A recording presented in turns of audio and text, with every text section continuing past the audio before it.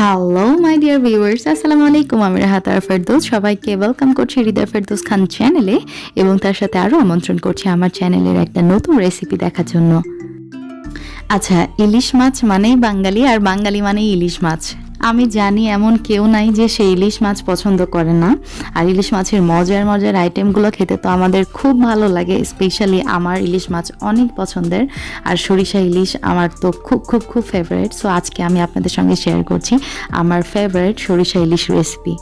Trust me viewers, it's gonna be so easy.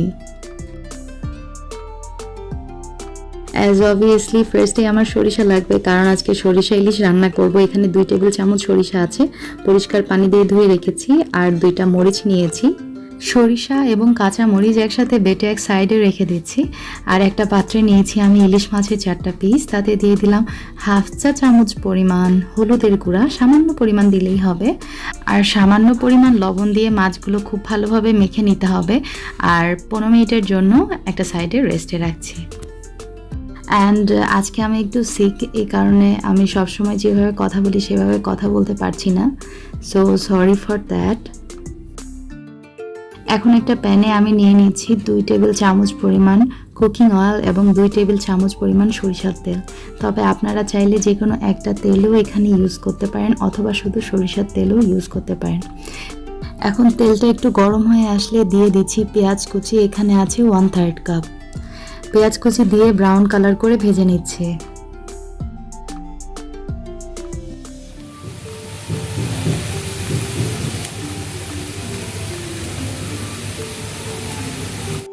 আমাদের পেঁয়াজে brown colour কিন্তু চলে আসছে।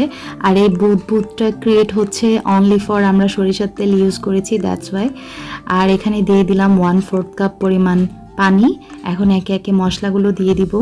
আর ওই যে আমরা প্রথমেই বেটে রেখেছিলাম সরিষা এবং মরিচ একসাথে, সেটা আমরা দিয়ে দিলাম পেঁয়াজের মধ্যে।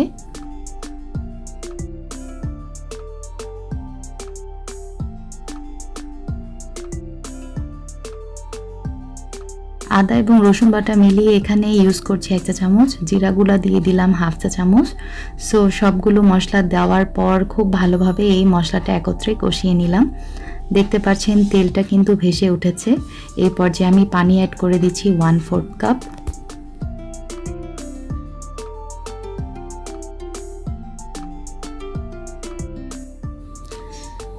পানিতে বলক চলে আসলে এই পর্যায়ে আমি মেখে রাখা ইলিশ মাছগুলো দিয়ে দিচ্ছি। 2 মিনিট জাল করার পর এখন ইলিশ মাছগুলো এক পাশ থেকে আরেক পাশে উল্টিয়ে দিচ্ছি। আর আমরা সবাই জানি ইলিশ মাছ রান্না করতে কিন্তু বেশি সময় লাগে না, চটজলদি এই মাছটা কুক হয়ে যায়। সো আমিও বেশি টাইম নিব না, আপনারা দেখতে থাকুন। মাছগুলো উল্টিয়ে দেওয়ার পর আমি হাফ কাপ পানিতে 1 টেবিল চামচ পাউডার মিল্ক গুলিয়ে রেখেছিলাম। সো সেটা আমি সরিষা ইলিশের মধ্যে দিয়ে দিচ্ছি।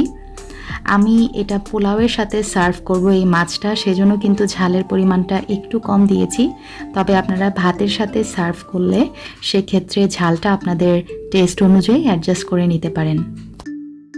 নামানোর আগে দিয়ে দিচ্ছি হাফ চা চামচ পরিমাণ চিনি আছে এখানে, এটা মাছের টেস্টটা আরও বাড়িয়ে দিবে।